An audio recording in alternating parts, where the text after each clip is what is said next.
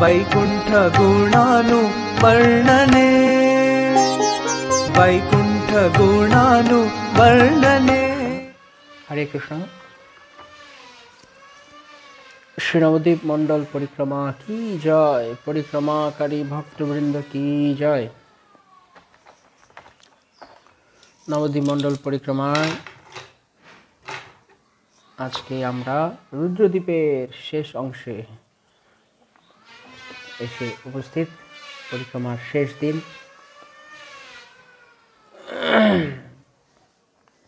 যেখানে আমরা গতকালকে নিম্বাক আচার্যের কথা শুনেছিলাম, সেই জায়গা থেকে ক্রমে ক্রমে জীব গোস্বামীকে নিয়ে নিত্যানন্দ প্রভু তিনি রাম তীর্থ দর্শন করিয়েছেন। রাম তীর্থ, সেই জায়গাতে আমরা এখন রয়েছি।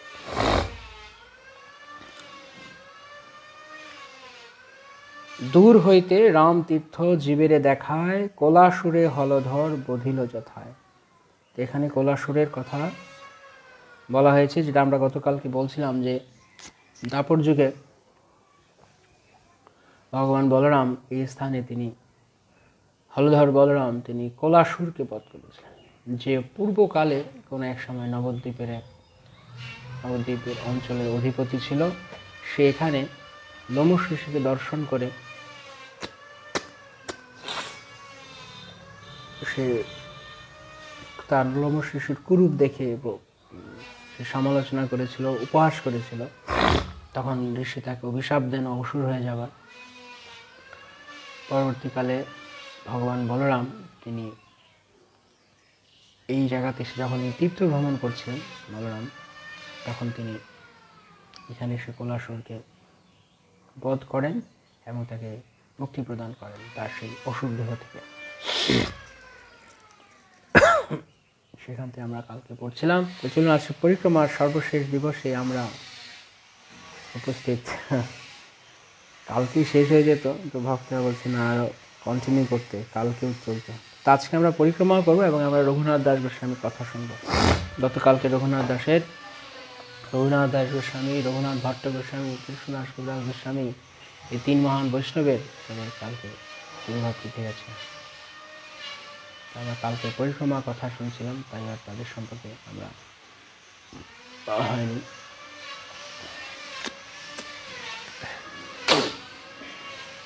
সর্বশ্রী সুভদ্রা দেবী দাসী, কলকাতা থেকে।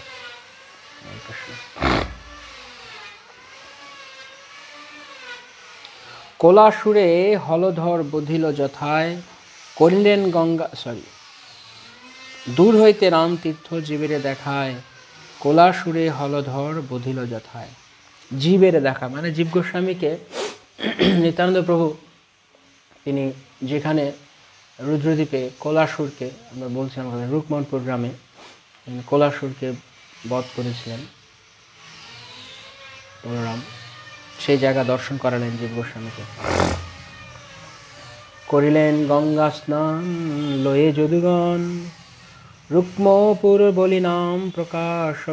এখন সেই জায়গা থেকে রুক্মপুর বা রুকমনপুর বলে। নবদ্বীপ পরিক্রমা ওই একশেষ, কার্তিক মাসেতে তথা মাহাত্ম বিশেষ। বিল্লপক্ষ ছাড়ি প্রভু লয়ে ভক্তগণ, ভরদাস টিলা গ্রামে করে আরোহণ। বিল্লপক্ষ থেকে আকাশদীপ প্রভু হোয়াট টু সে। তো বিল্লপক্ষ থেকে, যেখান থেকে এক পক্ষ কাল ব্যাপী, আমরা কালকে পড়ছিলাম ব্রাহ্মণেরা, বিশেষ করে নিম্বাক আচার্য, তারা পক্ষকাল 15 দিন ব্যাপী তারা সেখানে বিল্লপত্র দিয়ে, বেলপাতা দিয়ে, শ্রীফল বলে শ্রীফলের পাতা দিয়ে, বেল পাতা দিয়ে তারা শিবের পূজা করেছে। সেই বিল্লপক্ষ ছেড়ে, তাই সেখানে জায়গাটাকে নাম হয়েছে বিল্লপক্ষ, পক্ষকাল ব্যাপী। এবং সেই বিল্লপক্ষ থেকে বেলপুখুরিয়া থেকে পরে এখন বলে বেলপুকুর। সেখানে নীলাম্বর চক্রবর্তীর সেবিত 1800 বছর পুরনো মদন গোপাল বিগ্রহ রয়েছে, খুব সুন্দর। পরিক্রমাতে দর্শন করেছে। নীলাম্বর চক্রবর্তী, নীল মদন গোপাল। তো সেই মদন গোপাল সেবা এখনো চলছে এবং বর্তমানে ভক্তিবেদান্ত স্বামী চ্যারিটি ট্রাস্ট সেই সেবার দায়িত্ব গ্রহণ করেছেন এবং আমাদের পরমানন্দ গুরুদেব শ্রী শ্রীমৎ জয়প্রতাকা স্বামী গুরু মহারাজ তিনি তার ব্যক্তিগত তত্ত্বাবধানে আমরা গুরু মহারাজের অফিস থেকে সেই সেবার দায়িত্ব গ্রহণ করেছি এবং সেবা চলছে। গুরু মহারাজ নিজে সে মন্দিরের সমস্ত ব্যয়ভার বহন করেন তার ব্যক্তিগত ফান্ড থেকে। তো সেখানে সচী মাতার তারা পূর্বে বাংলাদেশে, পূর্ববঙ্গে বাংলাদেশে সিলেটে হবিগঞ্জে, এখন হবিগঞ্জ আছে, হ্যাঁ হবিগঞ্জ হয়েছে জায়গাটা, আগে শ্রীহট্ট ছিল পুরো অঞ্চলটা, সেখানে নীলাম্বর চক্রবর্তী তিনি থাকতেন এবং পরবর্তীকালে নবদ্বীপ ছিল তখনকার সময় সমস্ত জ্ঞান চর্চা করার পীঠস্থান, তাই তারা সেখান থেকে চলে আসেন নবদ্বীপে এবং এখানে এসে নীলাম্বর চক্রবর্তী বিখ্যাত জ্যোতিষী ছিলেন। তার জ্যোতিষবিদ্যা এবং সংস্কৃত ব্যাকরণ পাণ্ডিত্য ছিল তার টোলে জগন্নাথ মিশ্র পড়তেন। জগন্নাথ মিশ্রা তারা 5 ভাই ছিলেন, তার মানে পুরন্দর বা জগন্নাথ মিশ্র তিনি তার টোলে পড়তেন। জগন্নাথ মিশ্র নিজেও অনেক বড় পণ্ডিত ছিলেন, নীলাম্বর চক্রবর্তীর অধীনে অধ্যয়ন করেন। পরবর্তীকালে নীলাম্বর চক্রবর্তীর কন্যা সচী মাতার সঙ্গে তার বিবাহ হয়, সচী চক্রবর্তী, আমরা সচী মাতা বলি। তো সচী মাতা সর্বগুণে গুণান্বিতা ছিলেন এবং জগন্নাথ মিশ্র সমস্ত দিক থেকে তিনি যোগ্য পাত্র ছিলেন, তাই নীলাম্বর চক্রবর্তী তার সঙ্গে সচী মাতার বিবাহ প্রদান করেন। এই নীলাম্বর চক্রবর্তী তিনি বেলপুকুরিয়াতে থাকতেন, তাই একদিকে বলা যেতে পারে মহাপ্রভুর মামার বাড়ি বেলপুকুর। নাম ভুলে গেলাম, মহাপ্রভুর একজন মামা,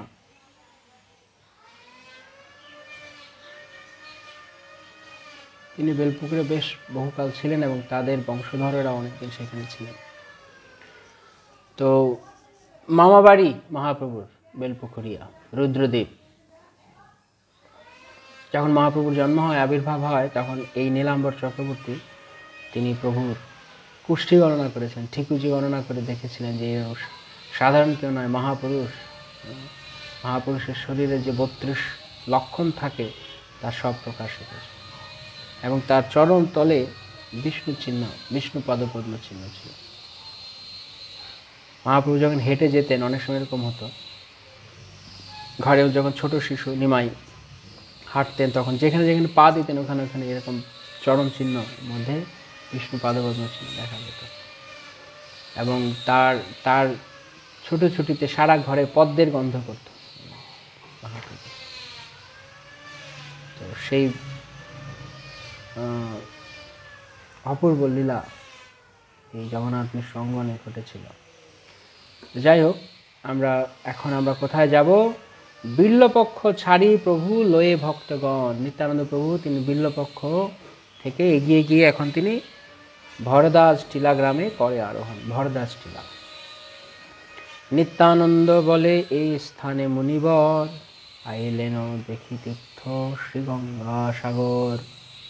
গঙ্গাসাগর দেখতে এসেছিলেন, যেখানে গঙ্গা এবং সাগর মিলিত হয়েছে, সেই স্থান দর্শনে, পুণ্য স্থান দর্শনে এসেছিলেন ভরদ্বাজ ঋষির কথা সবাই জানেন, যে কয়েকজন বিখ্যাত ঋষি রয়েছেন আমাদের ইতিহাসে, আমাদের ভরদ্বাজ ঋষি একজন।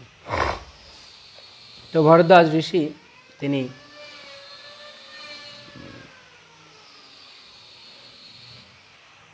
গঙ্গাসাগর দর্শন করে তিনি চক্রদহে আসেন। প্রথম চক্রদহে কিছুকাল অবস্থান করেন, সেখানে চক্রদহ হচ্ছে বর্তমানে চাকদা বলে, চাকদা। সেখান থেকে তিনি নবদ্বীপে আসেন। হেথা শ্রী গৌরচন্দ্র করি আরাধন, রহিলেন কতদিন মুনি মহাজন। এই স্থানে যেখানে এখন ভরদাস টিলা রয়েছে, এটা ভারুইডাঙ্গা বলে, এখনকার দিনে ভারুইডাঙ্গা বলে স্থানীয় লোকেরা ওই গ্রামটাকে। ওইখানে ভরদ্বাজ মুনির একটা কিছু নেই, ওখানে একটা স্মৃতিচিহ্ন, একটা স্মৃতিফলক এখন আছে।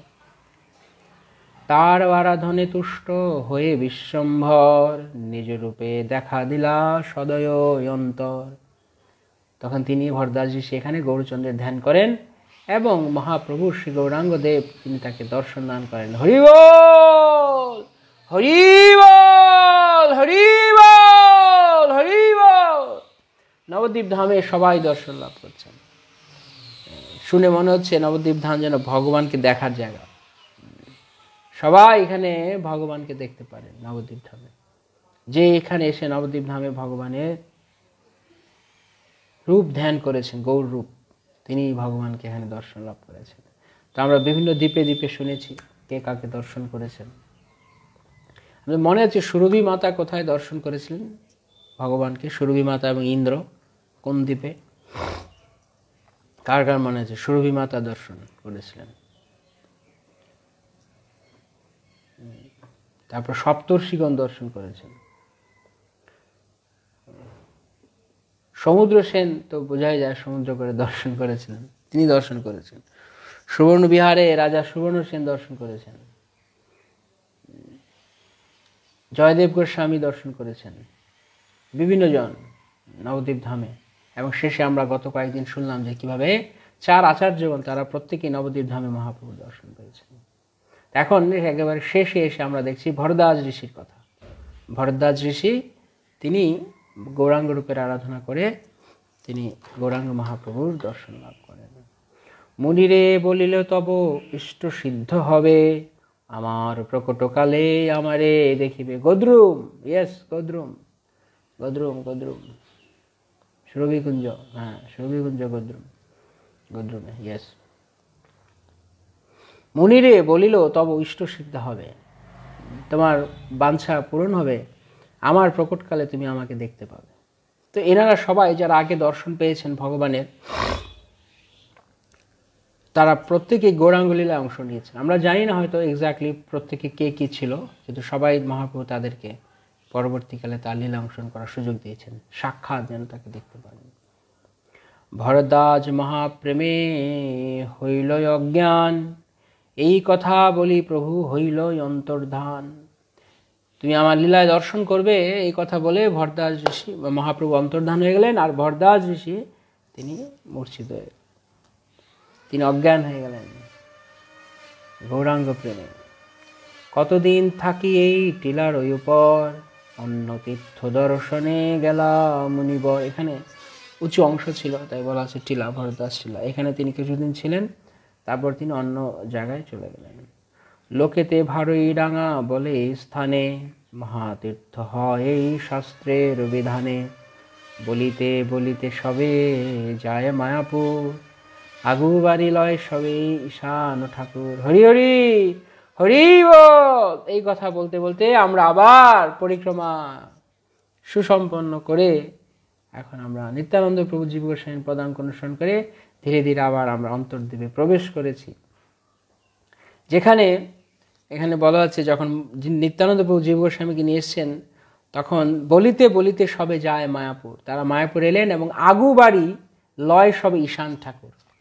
আগু বাড়ি মানে এগিয়ে এসে, ঈশান ঠাকুর তিনি এগিয়ে এসে নিত্যানন্দ প্রভু জীব গোস্বামী সমস্ত ভক্তদেরকে তিনি এগিয়ে নিয়ে গেলেন। ভরদ্বাজ টিলা থেকে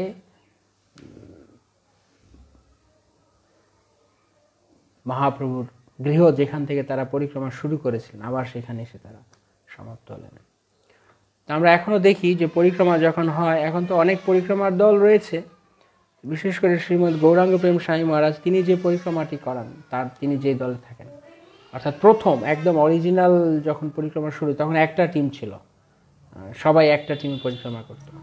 যারা এই মহাপ্রভুর মানে এই অন্তর্দ্বীপ থেকে পরিক্রমা শুরু করে ভরদ্বাজ টিলা হয়ে আবার মহাপ্রভুর জন্মস্থানে এসে তারা মিলিত হতেন। এখনও যেটি পরিক্রমার প্রথম গ্রুপটি সেটি এখন এইভাবে পরিক্রমা করে। এইভাবে পরিক্রমা হতে হতে নবদ্বীপ, সম্পূর্ণ নবদ্বীপ ধাম দর্শন করে, যে নবদ্বীপ ধাম 7 দিনে দর্শন করে, সে আমরা 37 দিনে এলাম। 37 দিন ধরে পরিক্রমা চলল। 37 দিন পরিক্রমা ভালো লাগলো আপনাদের? যদিও আপনারা সবাই হয়তো 7 দিনে করেছেন, কিন্তু আরো 30 দিন বেশি হলো, এখন 37 দিন হয়ে গেল। যাক, 7 সংখ্যাটা আছে আমাদের সঙ্গে, 7-এর সঙ্গে মিল রাখা হয়েছে।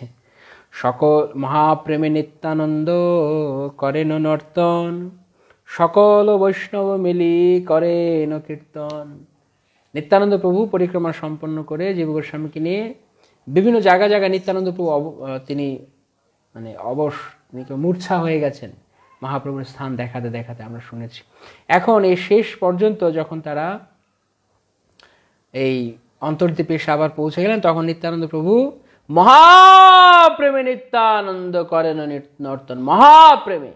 হরি বল, হরি বল, হরি বল, হরি বল। মহাপ্রেমে নিত্যানন্দ প্রভু নর্তন, আর সেই নর্তন সকল বৈষ্ণব মিলি করেন কীর্তন। আর সেখানে সমস্ত বৈষ্ণবেরা তারা একত্রিত হয়ে তারা সেখানে নৃত্য করছেন, যে এখান থেকে নিত্যানন্দ প্রভু এসছেন, কীর্তন নৃত্য করছে, আর ভক্তরা সেখানে সবাই মিলে তারা নিত্যানন্দ প্রভুকে তারা কীর্তন করে তারা মহাপ্রভু নিত্যানন্দ প্রভু নৃত্যকে তারা আরো আনন্দ দান করছে।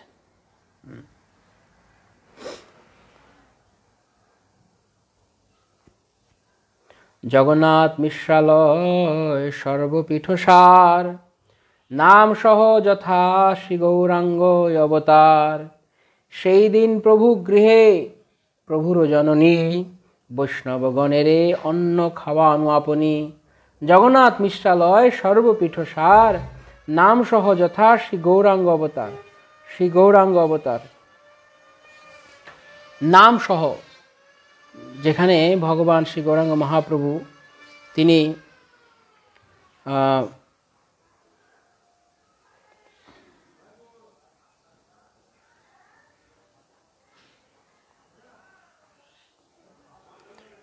যেখানে শ্রী গৌরাঙ্গ মহাপ্রভু তিনি তার নাম সহ অবতীর্ণ হয়েছেন নবদ্বীপ ধামে। কলিকালে নাম রূপে কৃষ্ণ অবতার,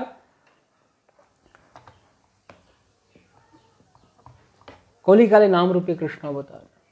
তো ভগবান শ্রী গৌরাঙ্গ দেব তিনি নাম ব্রহ্ম সহ অবতীর্ণ হয়েছেন, এই কথা এখানে বলা আছে। নাম সহ যথা গৌরাঙ্গ অবতার।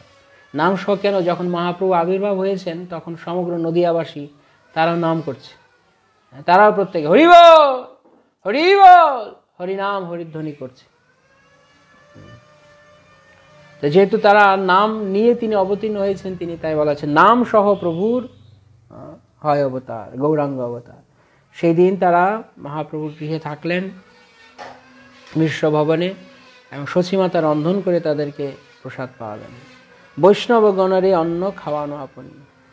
কি আনন্দ হইল তথা না যায় বর্ণন, না হয় বর্ণন। মহাসমারোহে হয় নাম সংকীর্তন। সেখানে যে কি আনন্দ হলো সে কথা বর্ণনা করা যায় না। সব বৈষ্ণবেরা যখন মিলেছে, এখনো পরিক্রমাতে যেদিন পরিক্রমা শেষ হয়, এখন তো আর জগন্নাথ মিশ্র ভবনে বা যোগপীঠে এখন আর পরিক্রমা সমাপ্ত হয় না, এখন বেশ কয়েক বছর ধরে বন্ধ হয়ে গেছে। আগে ছিল, আমরা জগন্নাথ মিশ্র ভবনে গিয়ে মিলিত হতাম। জগন্নাথ মিশ্র ভবনে সেখানে সব দলগুলো, পরিক্রমা পার্টিগুলো একসঙ্গে আসতো, মহা আনন্দ হতো। এখন ইসকন ক্যাম্পাসের ভিতরে মিলন হয়। নাম সহ তারা সেখানে কি আনন্দ হলো তা বর্ণনা করা যায় না। মহা সমারোহ হয় নাম সংকীর্তন, নাম সংকীর্তন হতো। হরিহরয়ে নম কৃষ্ণ যাদবায় নম, গোপাল গোবিন্দ রাম শ্রী মধুসূদন। হরি হরয়ে নম কৃষ্ণ যাদবায় নম, গোপাল গোবিন্দ রাম শ্রী মধুসূদন। হরি হরয়ে নম কৃষ্ণ যাদবায় নম, গোপাল গোবিন্দ রাম শ্রী মধুসূদন। হরি হরয়ে নম কৃষ্ণ যাদবায় নম, গোপাল গোবিন্দ রাম শ্রী মধুসূদন। গোপাল গোবিন্দ রাম শ্রী মধুসূদন। হরে কৃষ্ণ কৃষ্ণ কৃষ্ণ হরে হরে, हरे राम राम राम हरे हरे, हरे कृष्णा कृष्णा कृष्णा हरे हरे, हरे राम राम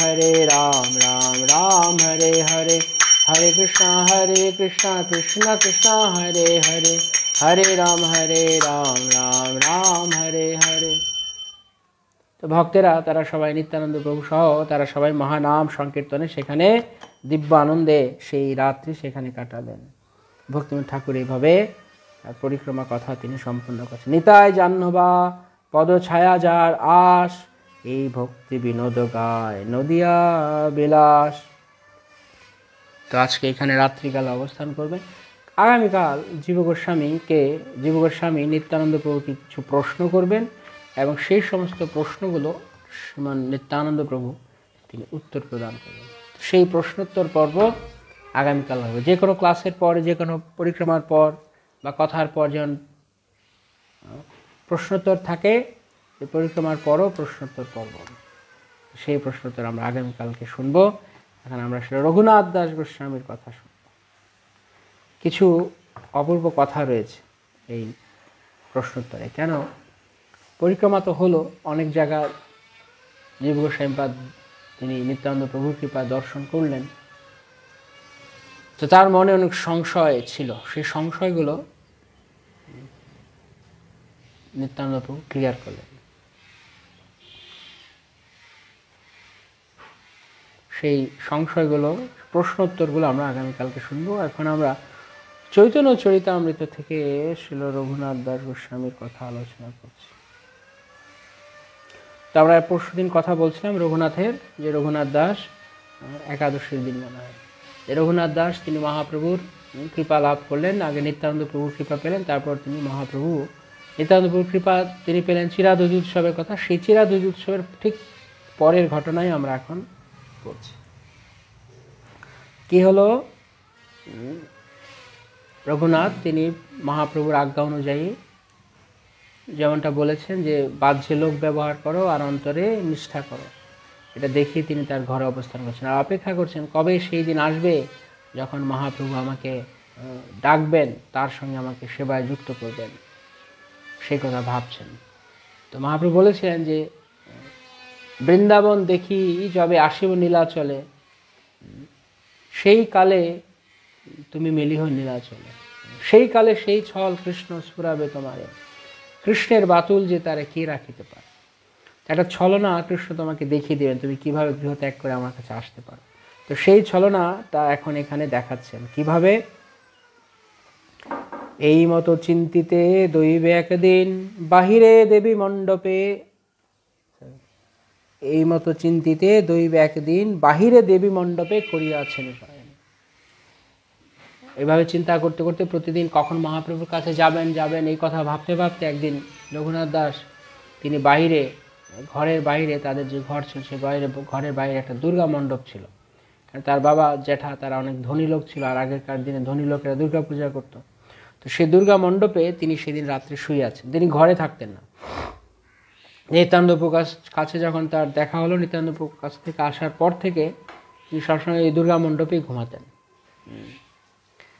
তো সেই সময়ে সেই রাত্রিতে, এক বিশেষ রাত্রিতে, দণ্ডচারী রাত্রে যবে আছে অবশেষ, যদুনন্দন আচার্য তবে করিলা প্রবেশ। তাদের যে পুরোহিত ছিল, তাদের কুলগুরু ছিল যদুনন্দন আচার্য, তিনি রাত্রি থাকতে মধ্যরাত্রিতে দেবী মণ্ডপে রঘুনাথ দাসের কাছে এলেন। এসে জিজ্ঞেস করছেন, বাসুদেব দত্তের দেহ হয় অনুগৃহীত, রঘুনাথের গুরু দেহ হয় পুরোহিত। তিনি হচ্ছেন বাসুদেব দত্তের, মহাপ্রভুর যে ভক্ত ছিলেন, প্রিয় পার্ষদ বাসুদেব দত্ত, তার প্রিয়জন ছিলেন এবং তিনি ছিলেন রঘুনাথ দাসের গুরু। অদ্বৈত আচার্যের দেহ শিষ্য অন্তরঙ্গ, আচার্য আজ্ঞাতে মানে চৈতন্য প্রাণধন। তিনি অদ্বৈত আচার্যের শিষ্য ছিলেন, এই যদুনন্দন আচার্য, এবং মহাপ্রভু তার জীবন ছিল। তিনি এসে রঘুনাথকে কিছু কথা বলছেন। অঙ্গনে আসিয়া দেহ যবে দাণ্ডাইলা, রঘুনাথ আসি তবে দণ্ডবত কইলা। যখন গুরুদেব যদুনন্দন আচার্য এলেন তখন রঘুনাথ দাস তিনি দণ্ডবত প্রণাম করলেন গুরুদেবকে। তখন গুরুদেব বলছেন তার এক শিষ্য তার ঠাকুরের সেবা করে, সেবা ছাড়িয়াছে তারে সাধিবার তরে। রঘুনাথে কহে তারে করহ সাধন, সেবা যেন করে আর নাহি কো ব্রাহ্মণ। যদুনন্দন আচার্য তার এক সেবক ছিল যে তার ঠাকুরের সেবা করত। তো সেই ব্রাহ্মণটি চলে গেছেন। তো চলে যাওয়াতে ঠাকুরের সেবা করার এখন কেউ নেই। তাই গুরুদেব যদুনন্দন আচার্য তিনি রঘুনাথকে এসে বলেন যে তুমি তো সবাইকে খুব সুন্দর বোঝাতে পারো। রঘুনাথ দাসের খুব বড় এটা একটা গুণ ছিল, তিনি সব জায়গায় সব কিছু বোঝাতে পারতেন। এর আগেও তিনি তার বাপ জ্যাঠাকে নিয়ে যখন মুসলমান নবাবের সাথে গণ্ডগোল হয়েছে সেখানেও তিনি বুঝিয়েছেন। এটা অনেকের ভালো গুণ থাকে, অনেকে পারে না এটা মিটমাট করতে, কনফ্লিক্ট রেজলিউশন। আবার অনেকে পারে ভালো তার মধ্যস্থতা করতে পারে। রঘুনাথ দাস সেটাতে এক্সপার্ট ছিলেন। তো গুরুদেব এসে বলছে তুমি একটু আমার সেবায়তটাকে একটু শিষ্যটাকে, যে ভক্তটি ছিল তাকে একটু বুঝিয়ে নিয়ে এসো, আবার সেজন্য সেবায় থাকে। তো আমার সঙ্গে একটু চলো, তুমি আমার শিষ্যটিকে বুঝিয়ে আনবে। রঘুনাথকে বললেন। এত কহি রঘুনাথে লইয়া চলিলা, রক্ষক সব শেষ রাত্রে নিদ্রায় পড়িলা। এই কথা বলে তিনি রঘুনাথকে নিয়ে যাচ্ছেন। আচার্যের ঘর ইহার পূর্ব দিশাতে, কহিতে শুনিতে দুহে চলে সেই পথে। অর্ধপথে রঘুনাথ কহে গুরুর চরণে, আমি সেই বিপ্রেসাধি পাঠাইমু তোমার স্থানে। তুমি ঘরে যাহ সুখে মোরে আজ্ঞা হয়, এই ছলে আজ্ঞা মাগি করিলা নিশ্চয়। রঘুনাথ দাস কিছু দূর যাবার পর গুরুদেব বললেন, গুরুদেব আপনি ঘরে চলে যান, আমি ভক্তটিকে বুঝিয়ে শুনিয়ে আপনার কাছে পাঠিয়ে দিচ্ছি, আপনার কাছে যেন ঠাকুরের সেবা করেন। চলে আসেন, আপনি এত রাত করে কষ্ট করে কেন যাবেন? আমাকে আপনি অনুমতি দিন, আমি যাই। আপনি অনুমতি দিন, আমি যাই, আমি বাকিটুকু আমি দেখব। তো ছলনায় এখানে কি, যদি কৃষ্ণ সেবার ক্ষেত্রে ছলনা, কিন্তু তার আগে মহাপ্রভু নির্দেশ পালন করেছেন। মহাপ্রভু তাকে বলেছেন তুমি ধৈর্য ধরো, ঘরে যাও, ধৈর্য স্থির হও, না হও বাতুল, ক্রমে ক্রমে পায় লোক ভবসিন্ধু। সে সমস্ত নির্দেশ পালন করেছেন বলেই ভগবান বলেছিলেন যে তোমাকে নির্দিষ্ট সময়ে কৃষ্ণ তোমাকে ছলনা তোমাকে পূরণ করাবে, তোমাকে দেখিয়ে দেবে। তো এখন সেই সময় এসছে যে রঘুনাথ চলে যেতে পারেন গুরুদেবের অনুমতি নেই। তো গুরুদেব আমি যাই, আপনি আজ্ঞা দিন। আসলে যাই বলতে উনি বুঝিয়েছেন আমি মহাপ্রভুর কাছে যাই, আর গুরুদেব ভেবেছে ও তার শিষ্যটি সে সেবায়িত আনতে যাবে, যে কাজের জন্য তাকে আনা হয়েছে। এইভাবে তিনি অনুমতি নিয়ে নিলেন।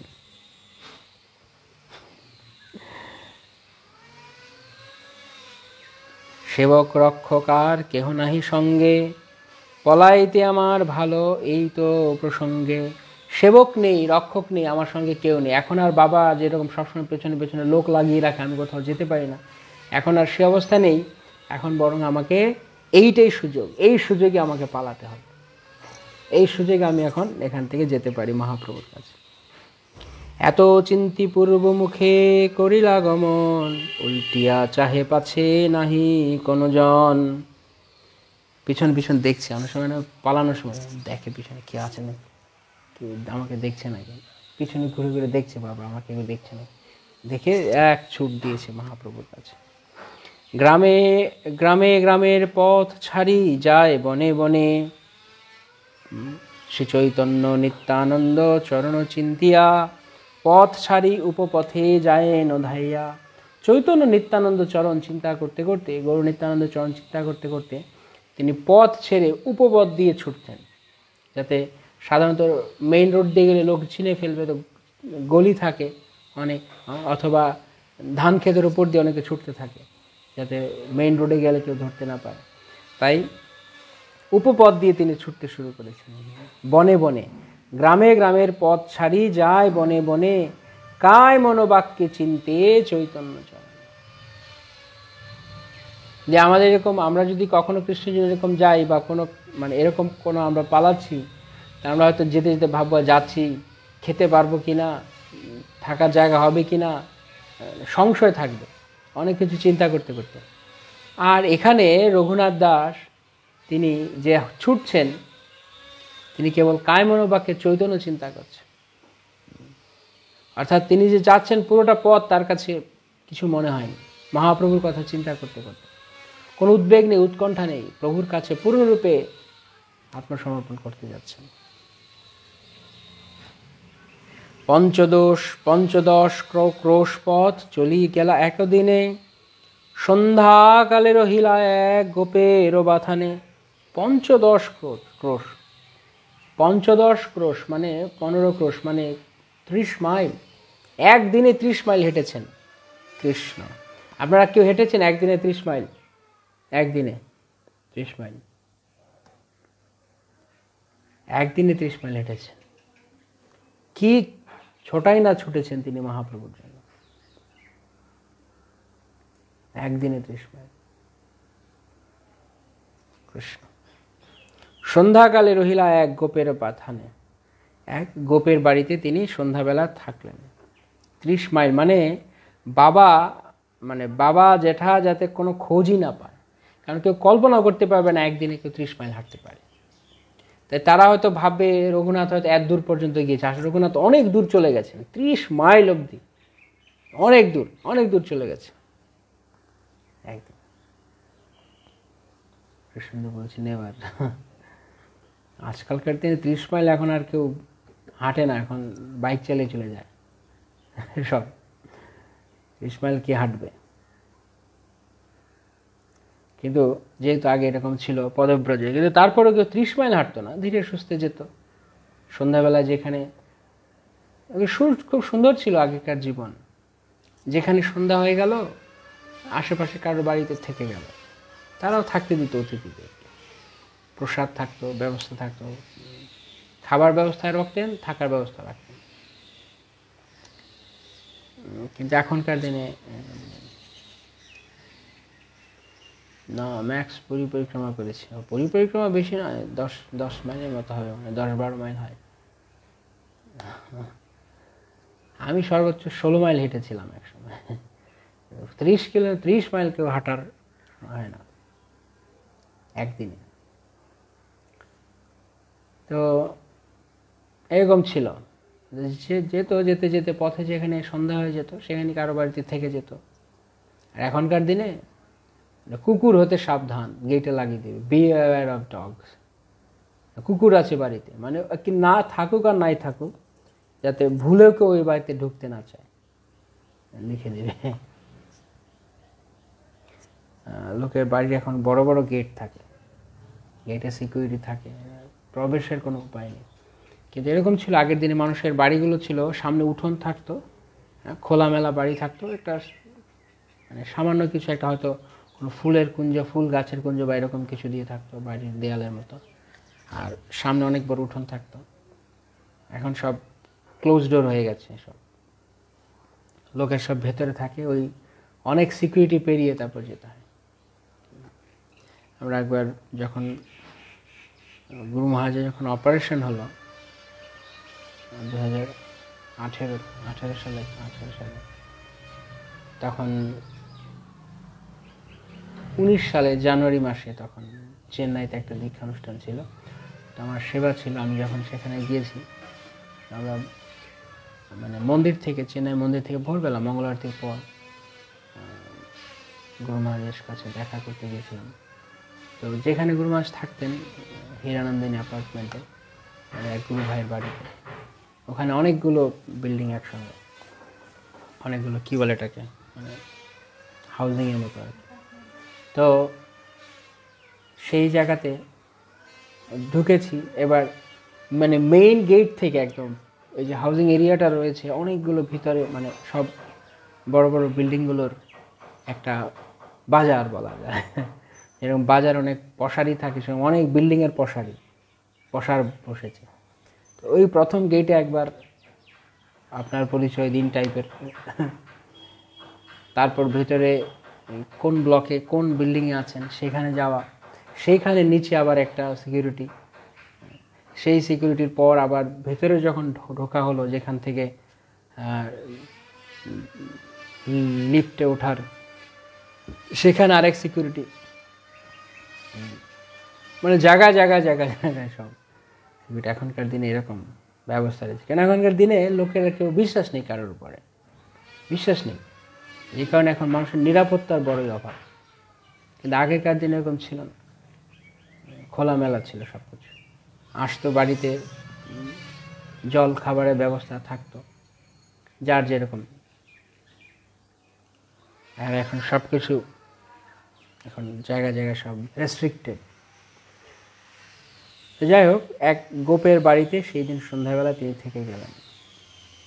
উপবাসী দেখি গোপ দুগ্ধ আনি দিলা, সেই দুগ্ধ পান করি পড়িয়া রহিলা। সারাদিন কিছু খাননি, উপবাস আছেন, তো সেই গোপ যারা গাভী পালন করেন সে একটু দুধ এনে দিয়েছে, সেই দুধ পান করে পড়ে থাকলেন। পড়িয়া রহিলা, ভক্ত যেখানে কৃষ্ণ রেখে দেন পড়ে থাকে। আমরা কোথাও গেলে খুঁজবো এখানে ভালো 5 স্টার হোটেল আছে কিনা। আর রঘুনাথ দাস গোস্বামী ওই এক গোপের বাড়িতে কোনো রকম হয়তো উঠোনে পড়ে আছে, কেন তার তো সেই চিন্তা নেই তিনি কোথায় থাকবেন আরামসে, তার চিন্তা হচ্ছে কখন মহাপ্রভুকে দেখবেন, প্রভুর কাছে কখন যাবেন। তাই সেই চিন্তায় তিনি যেখানে রাত সেখানেই কাজ।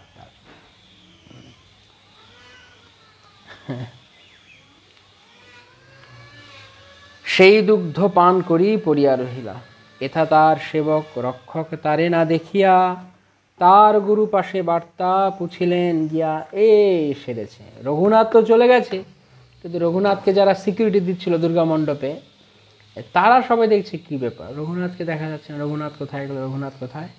তারা রঘুনাথকে না পেয়ে, ছোট কর্তা, বাড়ির ছোট কর্তা, তাকে না পেয়ে তারা গুরুর কাছে গেছে, গুরুদেব আপনি জানেন রঘুনাথ কোথায়? মানে রঘুনাথ এদিকে 30 মাইল দূরে চলে গেছে, আর তারা এদিকে দুর্গা মণ্ডপে খুঁজছে রঘুনাথ। দেহ কহে আজ্ঞা মাগি গেল নিজ ঘর, পলাইল রঘুনাথ উঠিল কোলাহল।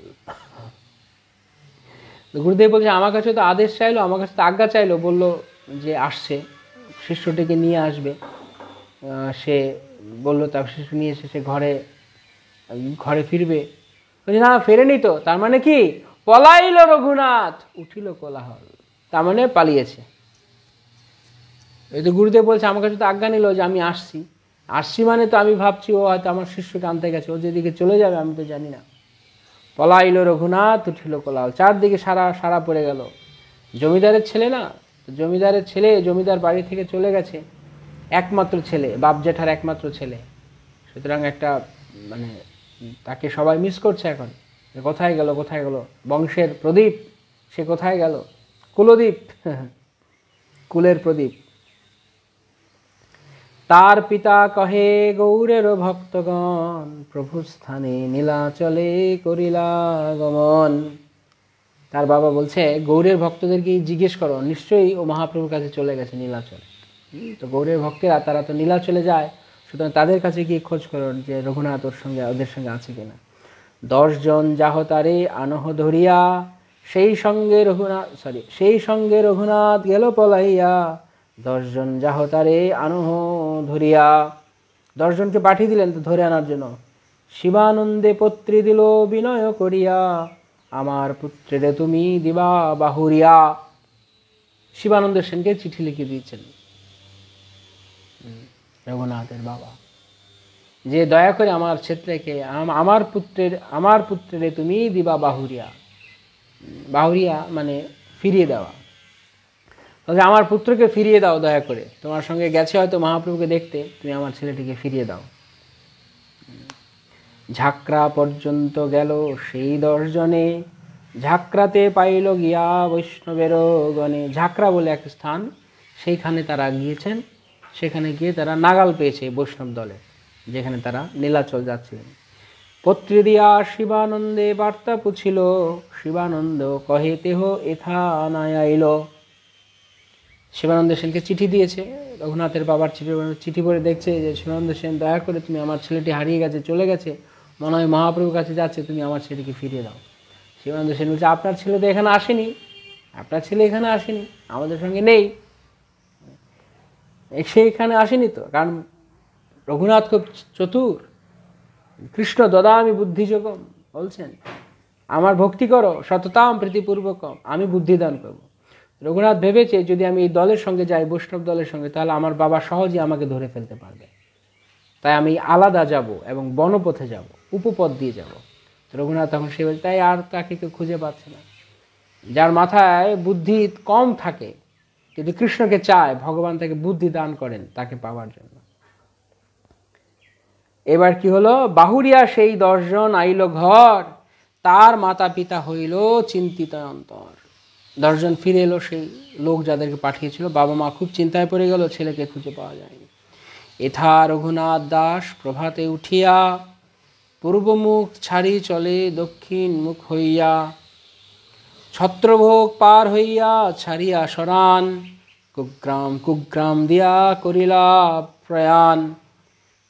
পরদিন সকালবেলা, এদিকে রঘুনাথ পরদিন সকালবেলা সেই গোপের বাড়িতে ছিল, ঘুম থেকে উঠেই সে দক্ষিণাভিমুখে যাত্রা শুরু করলো, অর্থাৎ নীলাচলের দিকে। এবং সে কি করলো, সে যাচ্ছে কোন দিকে, সে ছত্রভোগ পার হয়ে, সরান পার হয়ে সে নীলাচলের পথে যাচ্ছে কুগ্রাম কুগ্রাম দিয়া। ভালো পথ দিয়ে যাচ্ছে না, এমন এমন জায়গা দিয়ে যাচ্ছে যেখানে লোক কখনো যায় না, জঙ্গল ফঙ্গলের ভেতর দিয়ে ছুটছে মহাপ্রভুর কাছে, কেউ যাতে আমাকে খুঁজে না পায়। খুব চমৎকার ব্যাপার এটা। হ্যাঁ, ভগবানের জন্য যখন কেউ পাগল হয় তখন সে নিজের সুখ সুবিধার কথা চিন্তা করে না, কিসে সে ভালো থাকবে, আরাম বিলাসে থাকবে, সে শুধু কৃষ্ণকে ভালোবাসতে চায়, কৃষ্ণকে পেতে চায়। তো কৃষ্ণ পাবার পথ যদি অত্যন্ত কণ্টকময় হয় তবু ভক্ত তাতে দ্বিধা করেন। এরকম নয় যে কেবল সবসময় ভগবত ভক্তির পথ খুব কি বলে গোলাপময় হবে, পদ্ম পাপড়ির মতো হবে না। কৃষ্ণ প্রাপ্তির পথ কণ্টকাকীর্ণ। সহজে কিছু করব না, শুধু এমনি এমনি কৃষ্ণ পেয়ে যাব, তা হবে না, সেটি হবে না কখনো। সবই চলবে একসঙ্গে, বিষয়ও থাকবে, হরিও ভজন হবে, দুটো একসঙ্গে হবে না, যে কোনো একটা। তাই কৃষ্ণ প্রাপ্তির পথ যে কত কঠিন, ভগবানকে পেতে গেলে রঘুনাথকে দিয়ে মহাপ্রভু তার দর্শন করাচ্ছেন, প্রদর্শন করাচ্ছেন জগৎ। আমাকে যদি পেতে চাও তোমাকে অনেক তেল পোড়াতে হবে। এবং রঘুনাথ দাস তিনি যেই পথে যাচ্ছেন, আরামের পথ না, একটু আরামসে যাবে বা ঘোড়ার গাড়িতে করে না। রাজপুত্র, জমিদার পুত্র, তিনি কি ঘোড়ার গাড়িতে যেতে পারতেন না? পারতেন। কিন্তু মহাপ্রভুকে পাবার তার এত তীব্র আকাঙ্ক্ষা যে তার ঘোড়ার গাড়িতে যাওয়ার কথা তার চিন্তাতে আসছে, পদব্রজে ছুটে চলেছেন। কিছু লোক এত ব্যস্ত থাকে গাড়িতে যাওয়ার সময় থাকে না, গাড়িতে উঠবে, স্টার্ট দিবে, গাড়ি স্টিয়ারিং ধরবে, চালাবে, আগেই দৌড় মারছে, সে অবস্থা রঘুনাথ দাসের। এবং তিনি যাচ্ছেন কুগ্রাম কুগ্রাম দিয়া করিলা প্রয়াণ, যাতে জড়জগৎ তার উল্টে ধরতে না পারে। আর আমরা জড়জগৎকে আঁকড়ে ধরে থাকতে চাই, আবার কৃষ্ণ পেতে চাই। আর রঘুনাথ দাস দেখাচ্ছেন যে জড়জগৎকে ছাড়ো তো কৃষ্ণ পাওয়া। তখন কণ্টকাকীর্ণ পথে, কাঁটাযুক্ত পথে, কুগ্রাম কুগ্রাম দিয়ে, পথঘাট অত ভালো না, কোনো হাইওয়ে দিয়ে, কোনো ন্যাশনাল হাইওয়ে দিয়ে তিনি যাচ্ছেন না, তিনি যাচ্ছেন কোন দিক দিয়ে? কুগ্রাম, জঙ্গল, বন জঙ্গল, কত কাটা, কত নুড়ি পাথর রয়েছে, অন্ধকার, হয়তো পথ আছে কিনা এদিকে কে জানে, কিন্তু মহাপ্রভুর প্রেমে আছেন, তাই সেগুলি তার কাছে কোনো ব্যাপার না। তাই কখনো যেন আমরা না ভাবি যে প্রভুকে প্রাপ্তির পথ খুব সহজ। প্রভুপাদ তো দিয়ে গেছে, হরে কৃষ্ণ বলো, প্রসাদ খাও আর চলে যাও। সে ঠিক আছে, প্রভুপাদ দিয়েছেন, কিন্তু তার মাঝখানে অনেক কিছু দিয়েছেন প্রভুপাদ। যখন নতুন নতুন আমরা ভক্তি জীবনে কেউ আসে তখন তাকে এভাবে আমরা বলি, সেটা মিথ্যা নয়, সেটা ঠিক, প্রকৃতপক্ষে তাই। হরিনাম করো, প্রসাদ পাও, ভগবানের কাছে চলে যাও। কিন্তু মাঝখানে তো একটা আরো নিয়ম রয়েছে।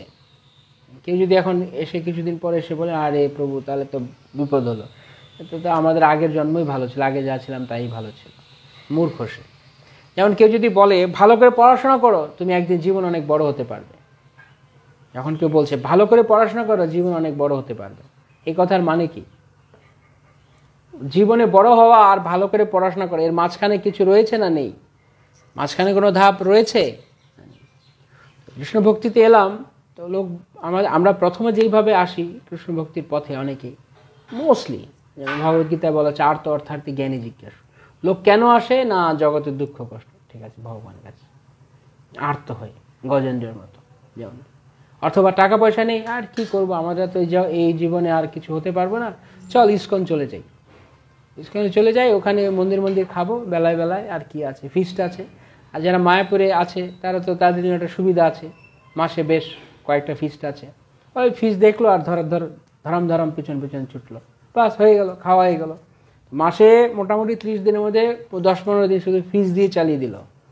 আর অথবা অন্য কোনো জায়গাতেও, আর প্রসাদ তো পাওয়া যায় ভক্ত বাড়িতে গেলে। অন্যান্য জায়গায় এরকম নয়, আপনি গেলেই আপনাকে খেতে দিবে এমন না, সব জায়গায় হোটেল সিস্টেম। কিন্তু কৃষ্ণ ভক্তেরা তারা অত্যন্ত ভালো, তারা দয়াময়, তারা প্রসাদ পাইয়ে দেন। তো প্রসাদের ব্যবস্থা রয়েছে, খাওয়া রয়েছে, বাস আর কি। আর্ত অর্থার্থী জ্ঞানী জিজ্ঞাসু, অন্যান্য বিভিন্ন কারণে বিভিন্ন কিছু জানতে এসে, তো অনেক কিছুতে বিশেষ করে শ্রীপাদ জনিবাস প্রভু বলছিলেন, বিশেষ করে লোক জগতের দুঃখ পেয়ে তারা কৃষ্ণের কাছে আসে।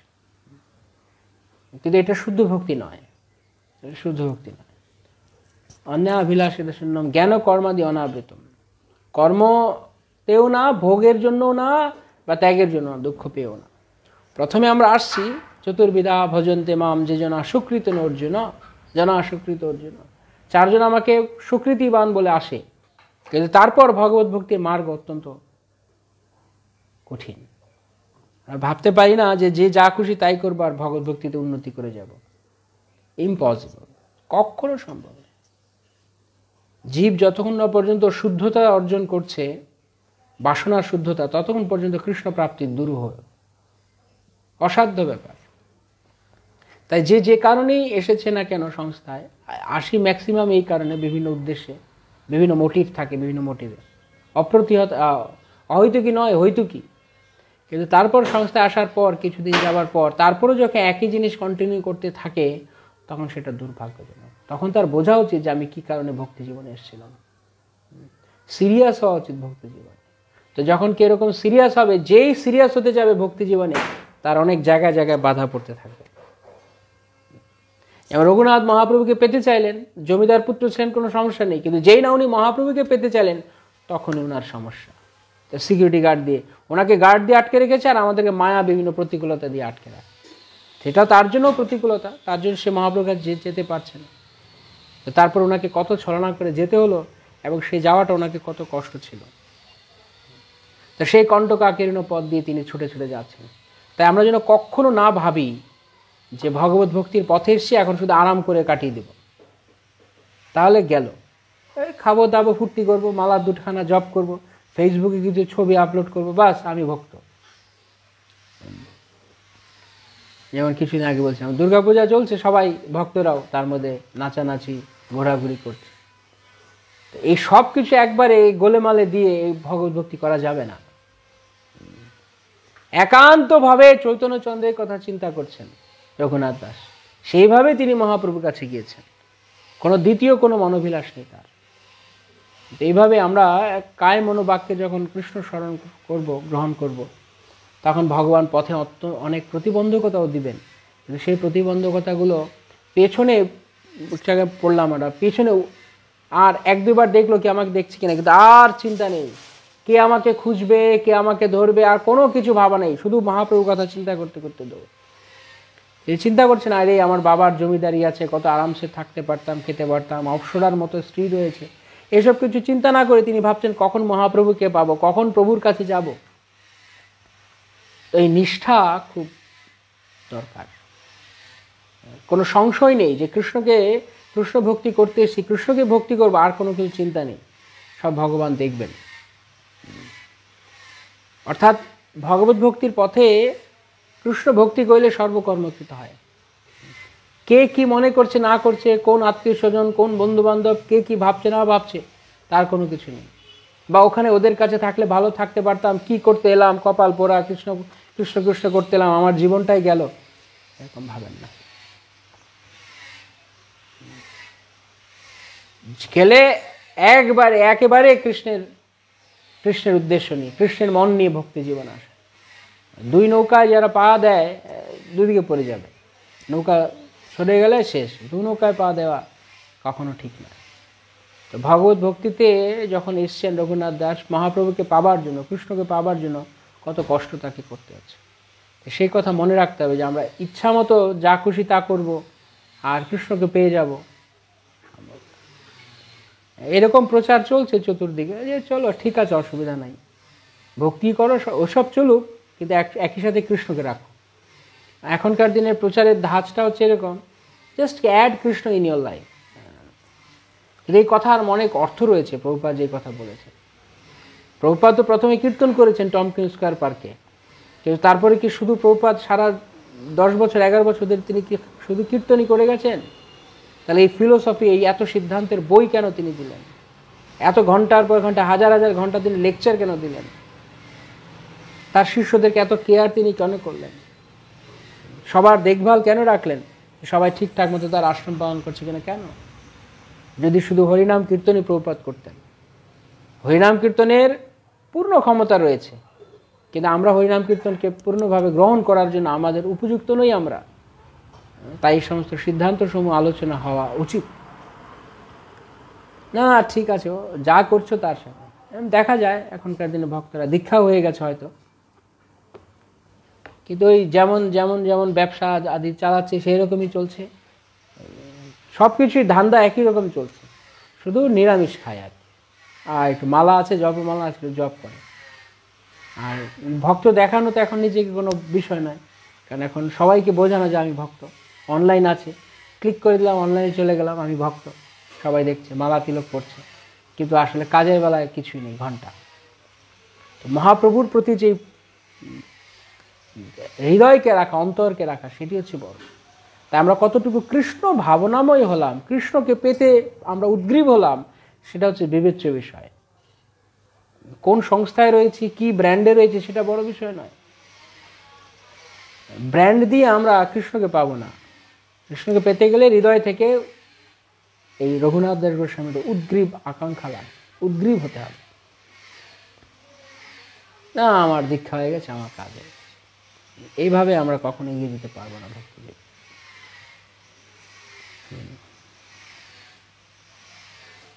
এইটা হচ্ছে রঘুনাথ দাসের এই মহাপ্রভুর গমন থেকে আমাদের শিক্ষা।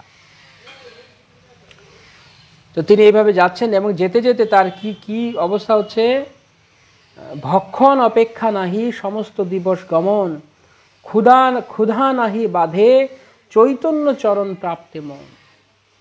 কোনো ক্ষুধা তৃষ্ণা তাকে বেঁধে রাখছে না, চৈতন্য চরণ প্রাপ্তে তার মন। কখন মহাপ্রভুকে পাবেন সেই চিন্তা, যার এই চিন্তা থাকে তার কোনো কিছুই, এইসব ক্ষুধা তৃষ্ণা তার কিছু করতে পারে না, প্রভাবিত হয় না। আমাদের ক্ষুধা তৃষ্ণা না, আরো বহু কিছুতে আমাদেরকে প্রভাবিত করে, যেহেতু আমাদের চৈতন্য চরণ, কৃষ্ণ চরণ পাবার চিত্ত তার জন্য উদ্গ্রীব নয়। কভু চর্বণ, কভু রন্ধন, কভু দুগ্ধপান, যবে যেই মিলে তাহে রাখে নিজ প্রাণ। কখনো যা কিছু পাচ্ছেন গাছ থেকে নিয়ে খেয়ে নিচ্ছেন, কখনো চর্বণ, কখনো কিছু রন্ধন, কোনো ভক্তরা কিছু দিলে পাচ্ছেন, যখন যা মিলে তাই দিয়ে তিনি প্রাণ রাখছেন। 12 দিনে চলি গেলা শ্রী পুরুষোত্তমে, পথে 3 দিন মাত্র করিলা ভোজনে।